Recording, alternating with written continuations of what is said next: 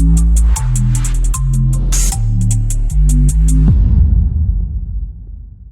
શહેરમાંથી મોટી ખબર. ઉત્તરાયણ તહેવારની તૈયારી દરમિયાન ચીની તુક્કલના ગેરકાયદેસર વેચાણ પર કડક કાર્યવાહી હાથ ધરવામાં આવી છે.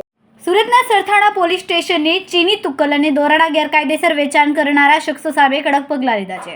પોલીસ કમિશનરશ્રીઓના આદેશ મુજબ ઉત્તરાયણ પહેલા આવા ગેરકાયદેસર પ્રવૃત્તિ રોકવા માટે વિશેષ કાર્યવાહી હાથ ધરવામાં આવી હતી. ખાસ માહિતીના આધારે પોલીસની ટીમે વડા પોલીસ ઇન્સ્પેક્ટર MB ઝાલાની નેતૃત્વ હેઠળ દરોડા પાડ્યા હતા. આ દરોડામાં 18 વર્ષીય જયભાઈ અલ્પેશભાઈ ચાચડ અને 19 વર્ષીય પવદ હારેશભાઈ દેવાણી નામના શખ્સોની ધરપકડ કરવામાં આવી છે.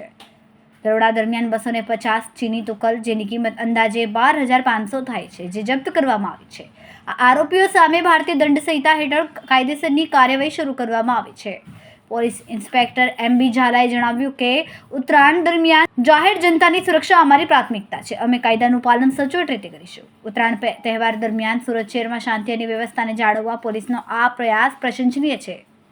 અમારા વિડીયોની નવી અપડેટ મેળવવા માટે સબસ્ક્રાઇબ કરો માનવ પ્રભા ન્યૂઝ ચેનલને.